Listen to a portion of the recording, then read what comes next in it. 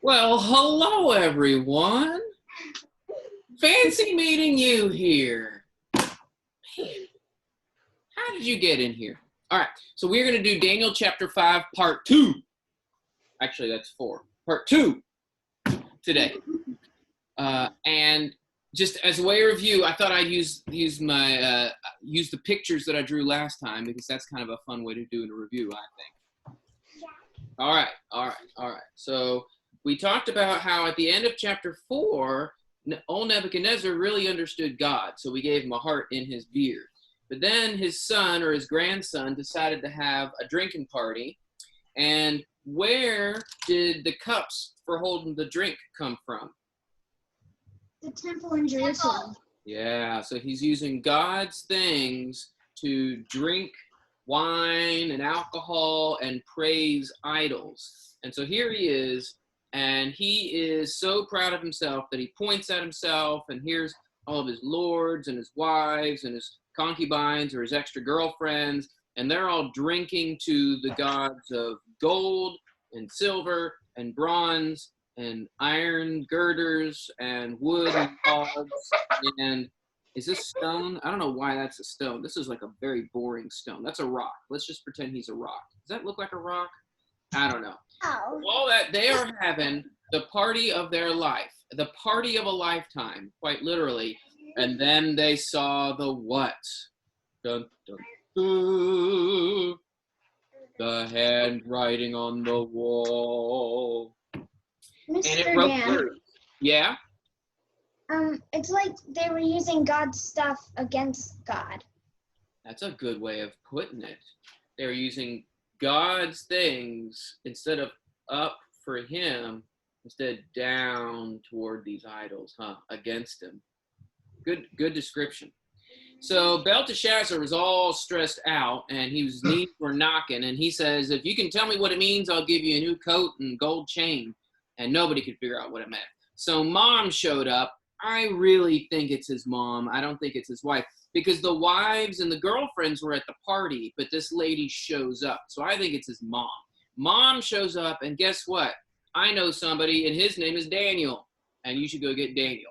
And mom tells him to do that. And we are going to pick up with Belteshazzar doing that. Now, I think I read this to close, so you might recognize some of these lines and some of these words. But this is where we're going to pick up. Okay, so we're in Daniel chapter 5, verse 13. Then was Daniel brought in before the king, and the king spoke and said unto Daniel, are you the Daniel which are of the children of the captivity of Judah, whom the king my father brought out of Judah? And I have heard of thee, that you have the spirit of the gods in thee, and that light and understanding and excellence of wisdom is found in thee. And now the wise men and enchanters have been brought in before me, that they should read this writing and make known to me the interpretation thereof, but they could not show the interpretation of the thing. But I have heard of thee, and that thou canst give interpretations and dissolve doubts. Now, if you can read the writing and make known to me the interpretation of it, you shall be clothed with purple and have a chain of gold about your neck, and shall be third ruler in the kingdom. And that's a lot of exciting things for him. Third ruler in the kingdom. So he's going to give him a lot of rewards. And so Belteshazzar thinks he can say to Daniel, I'm going to make things great for you if you will do this thing for me. And I think it's really interesting the way that Daniel responds back. So that's what I want to look at. But before we see Daniel's response, let's again look at what he's going to offer him. Well, he says, are you the Daniel? Why are you asking that question? You know who he is. I have heard of you. Well, you should have heard about Daniel, because Daniel had done all these great things before. And he says, I hear that you have this understanding and this wisdom.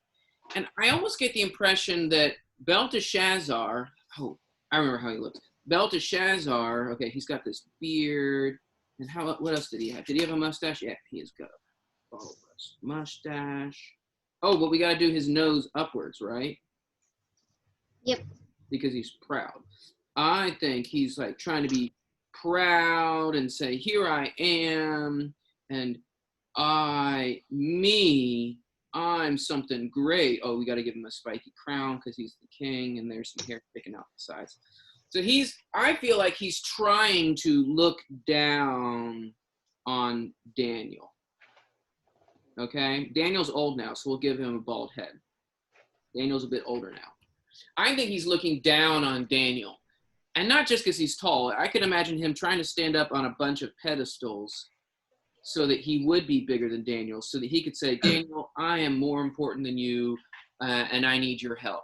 I just kind of get the feeling that Belteshazzar is being a little bit condescending and rude. But he does offer him the gifts, right? You shall be clothed in purple and have a gold chain about your neck. And you guys know what the purple is about, right? What's so big about purple? Royalty. The royalty. It's the royal color. And I think you all know that having a gold chain around your neck means that you're super cool. It still means the same thing today. And being an important ruler is pretty great. So he's going to give him these gifts, basically. Please tell me, but I'm still more important than you. That's the idea that I get. You need to tell me, but I'm still more important than you. It's just rudeness. We need to be more polite. Well, let's see how Daniel responds. Then Daniel answered and said before the king, let your gifts be to yourself, and give your rewards to another. Nevertheless, I will read the writing unto the king, and make known to him the interpretation. What does Daniel say? He doesn't want the gift. He doesn't want it. So Daniel just says, nope, I don't want it. Now here's the question. Why does Daniel not want it, do you think? Oh, here's a gold chain. Everything he needs. Say what? He already has everything he needs. I think that's a good reason. Yeah. And we'll find out another part of the story that makes it kind of funny, but it's almost like it's not just I have what I need, but maybe Daniel knows that God gives him what he needs, right? Oh, you can't even see Daniel. There's the hole of Daniel. Nope, I don't need your gifts. Don't worry. But is he still going to tell him the interpretation? Yeah. Yeah. So that means Daniel is a nice guy. He just doesn't need gifts, right? Okay, so let's see the interpretation. Are you guys getting excited? If you're scared, you can hit pause on your on the story and go blow your nose and cry a little bit. I think you'll be okay though. O you king, the most high God. Who's this? Who's most high God? God. It's God. This name, and it's not just a description. Like in English, it looks like it's a description. It's a God who is the most high, but it's used, especially in the Old Testament, as a name. Most high God. That's why it's all written as capital M and capital H. This God who is most high, and you kind of have to say that because didn't Belteshazzar worship to a bunch of most low gods, right? He was worshiping, now they're all upside down, but he was worshiping the gold gods. And Daniel's saying, well, guess what? There is a most high God. The most high God gave Nebuchadnezzar, your father, the kingdom. His greatness, glory, and majesty. And because of the greatness that he gave him, oops, my light went off. Hold on, let me see if I can turn that back on. Because of the greatness that he gave him, all the peoples and nations and languages trembled and feared before him. So, why was King Nebuchadnezzar so great? Has he conquered everything? Okay, well, why did he conquer everything, according to Daniel? So he would be worshipped and praised? Well, that's not why it happened. Look, Most High God gave Nebuchadnezzar. Oh, my phone froze. Wake up, Mr. Phone. Wake up, Mr. Phone. Most High God gave Nebuchadnezzar greatness and glory and majesty and made everyone afraid of him. So the reason Nebuchadnezzar got to be so powerful and had shining light because he was so awesome, was it because Nebuchadnezzar was super cool? No, because of God. God did this for Nebuchadnezzar. Okay, so this is the first thing that Daniel says. And this is kind of a lesson that we need to remember. If you do something, if you learn how to do something, and if you figure out how to be cool or great or do some great things, you need to remember, why are you able to do great things? It's because of God. Don't you think? Yeah. I mean, you work hard to learn how to kick a soccer ball the longest distance in the entire earth.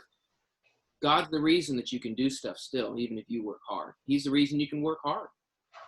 All right. So God did all this for Nebuchadnezzar.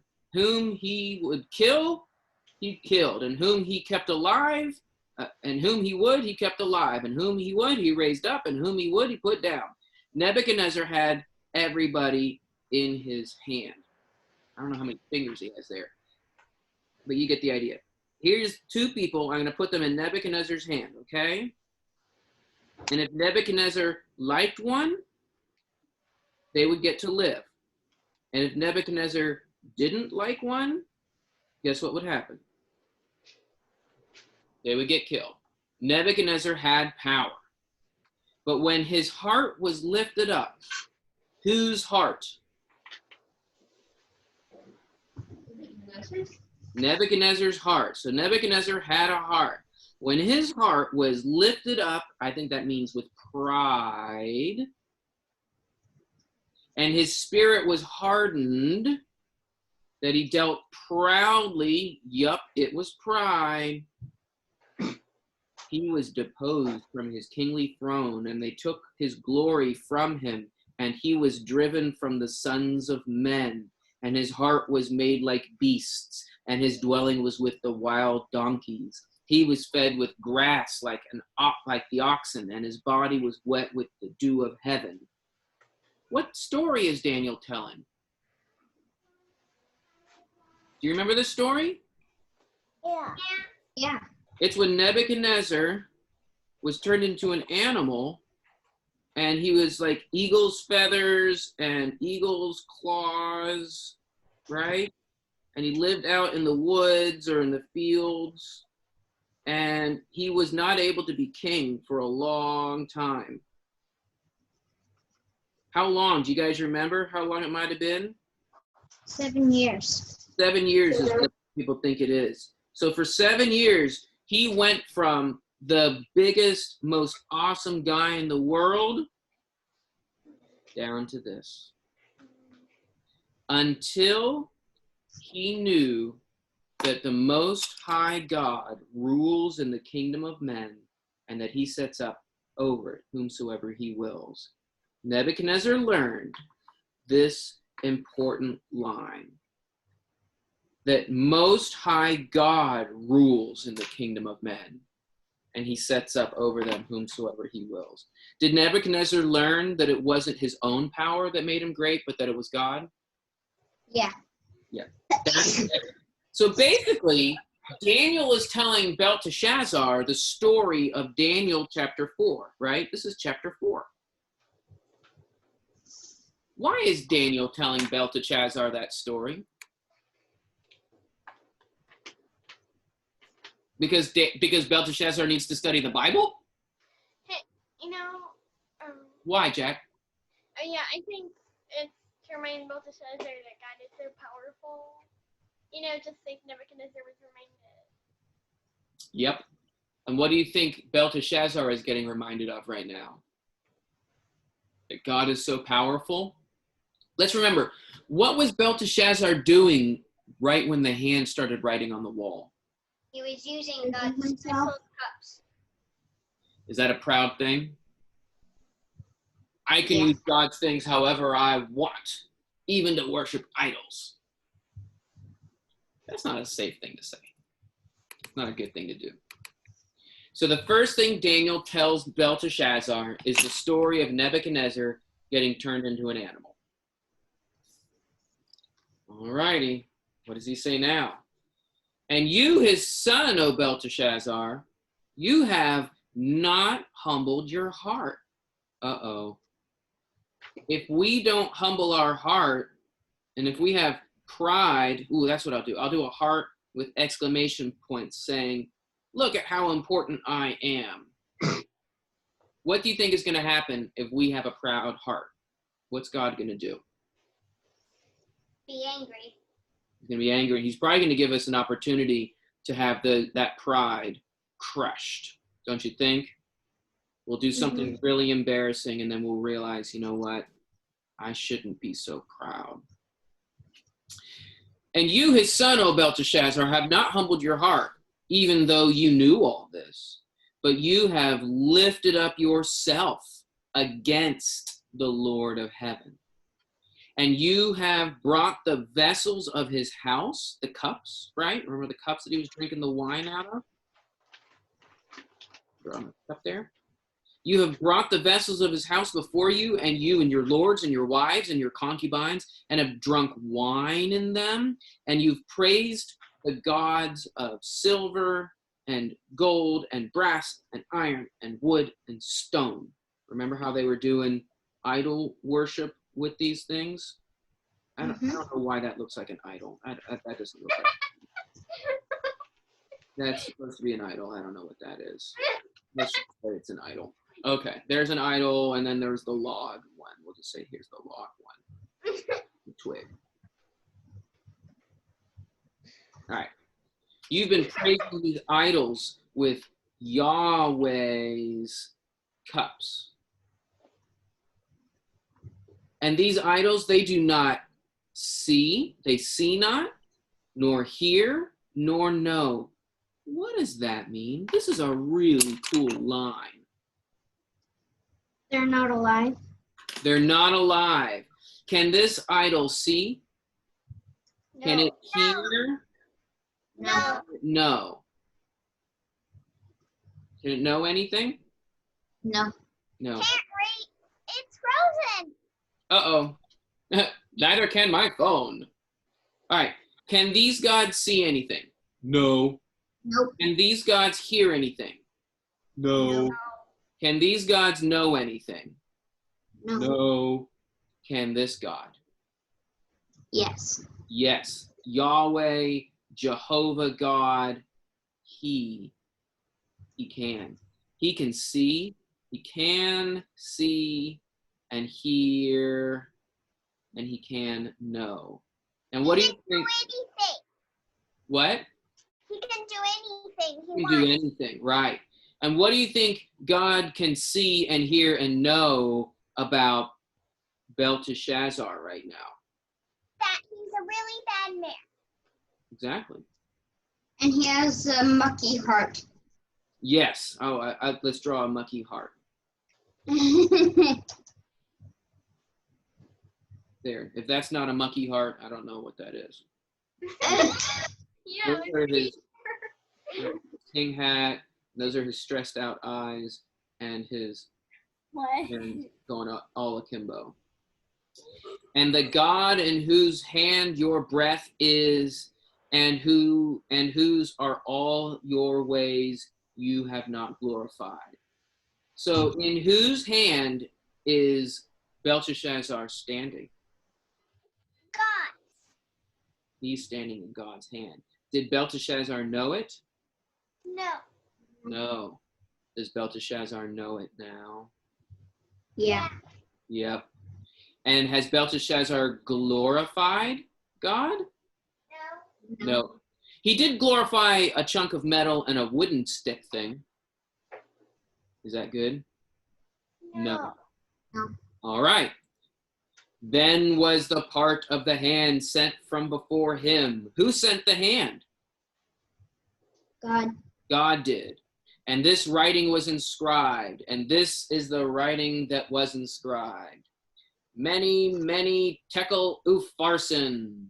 This is the interpretation of the thing. Many. God has numbered your kingdom and brought it to an end.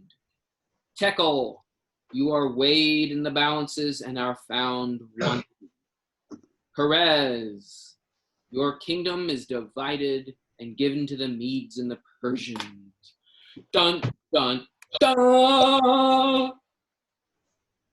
Does that sound very scary? No. It's kind of hard to understand, right? Like, what? All right, so this is what we're going to draw. This is what we're going to draw.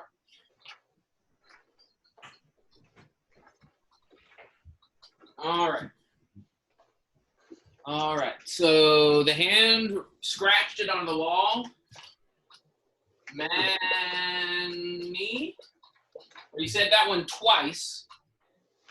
Many. Can we have pumpkin?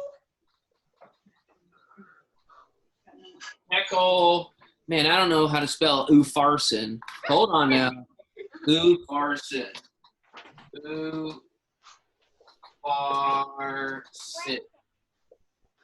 Oh, and then you gotta draw a hand scratching it, right?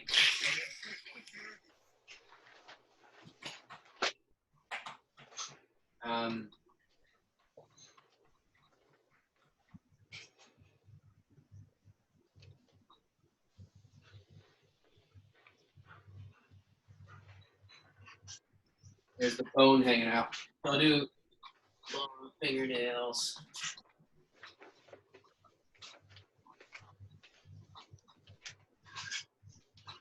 All right. I didn't draw it all scratched because I want you guys to be able to read it, okay?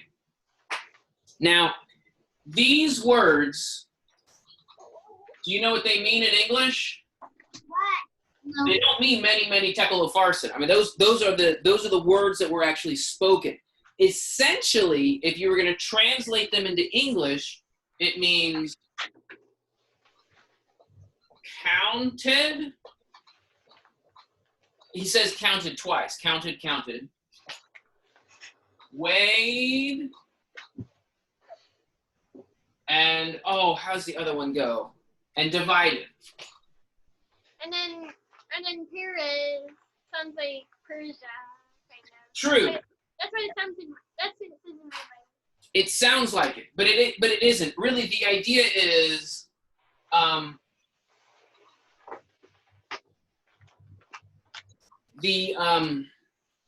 these big words are the ones that I think were scratched onto the wall.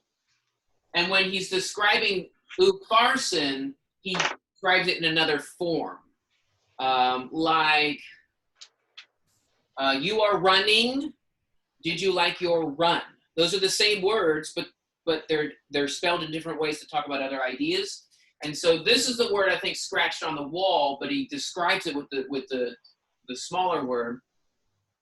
And this is what's going on. So I think what happened was, you know how it says that they couldn't understand it or they couldn't read it? I think everybody could read the words. I don't think the words were hard to read. For instance, counted, weighed, divided. If you've learned how to read, you can read those words, right? Mm-hmm. Okay. So if somebody scratched that word on your wall, could you read it? Mm-hmm. Yeah. Just not know what it means. Yeah, but if somebody scratched it on your wall, you'd be going, why'd you do that? Right. Why'd you scratch that on my wall? What does that mean? Yeah, it would be. Well, I like how some moms put live, laugh, love on their wall, and you go, what does that even mean? Right? Live. Okay. So, this is what it means. Counted. God has numbered your kingdom and brought it to an end. Get it? He's counted, he's numbered.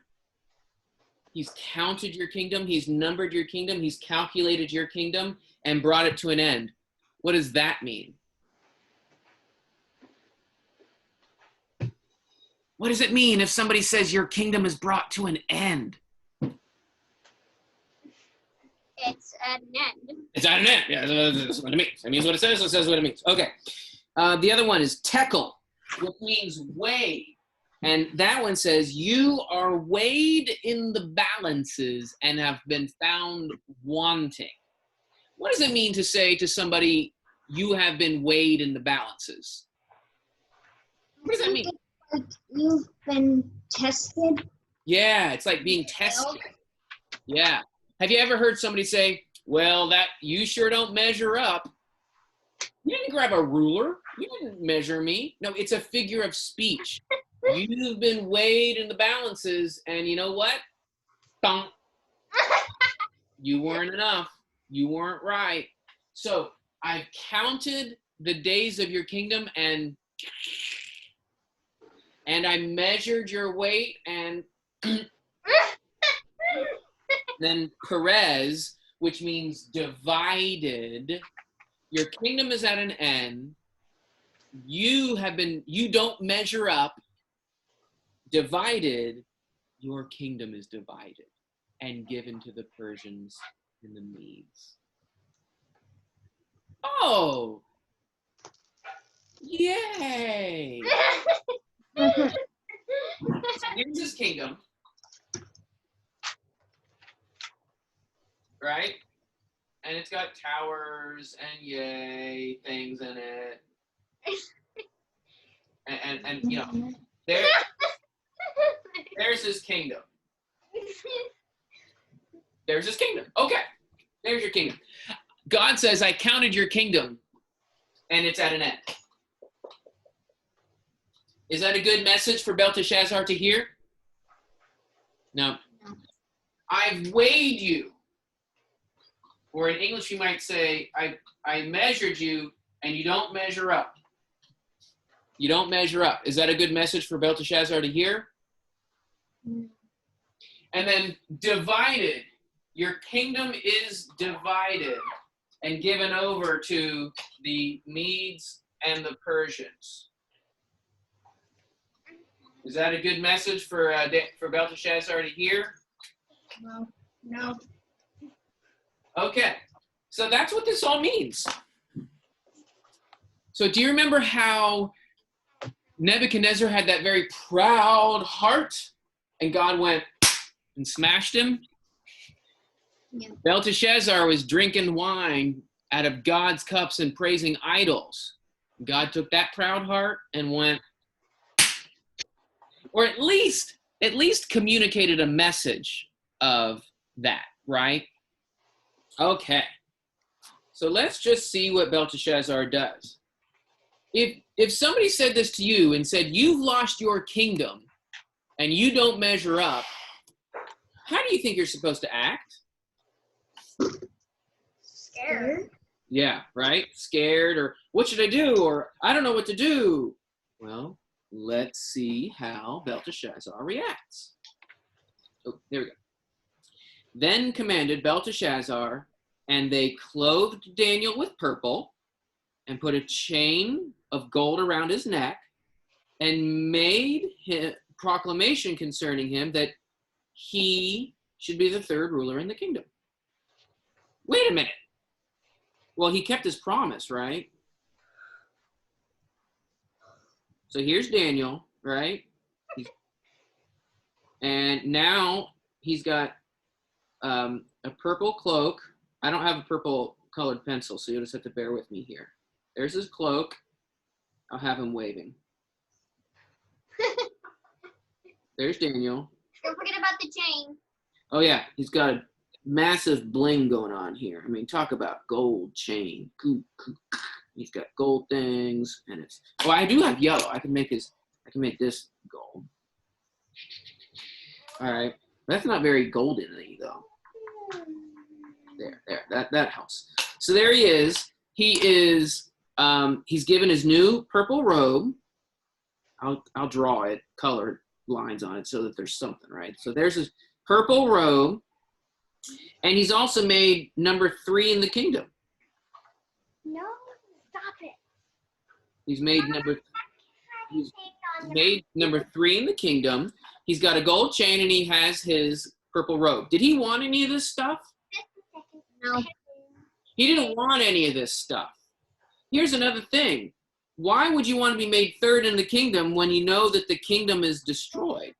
Isn't that the message here? Kingdom equal end. If the kingdom is at an end, sorry, what were you saying? Oh, Jack wants to say something. I'm just saying, like, if the robe is purple, then that means he's really special because it was really hard to get lots of that color. Right, right. So he's made this, you're exactly right. He's made a very special person and given a gold chain and made the third most important person in a kingdom that he just said is about to end. Does it sound like it's a very nice gift to be the third most important person in a kingdom when the kingdom's going to end? No. Maybe this is why Daniel said, keep your gifts. I don't want them. Maybe that's why, maybe he knew. Maybe he read the handwriting on the wall. Bump, bump, bump. All right, let's read the last few verses. In that night, Belteshazzar the Chaldean was killed, and Darius the Mede received the kingdom, being about 62 years old. What? What? What? What? Wait a minute. When did it happen? What? The night. That same night? Okay. So Daniel comes in and says, your kingdom is counted and at an end. You have been weighed in the balances and you're found wanting. Your kingdom is divided and given to the Medes and the Persians. And when did it happen? That night. That night. So like within a couple hours, right? Mm-hmm. How long do you think it takes for a kingdom to be overthrown and for an army to march in and kill a king? Like 20 minutes? Not usually. They were probably doing this party while there was a war going on.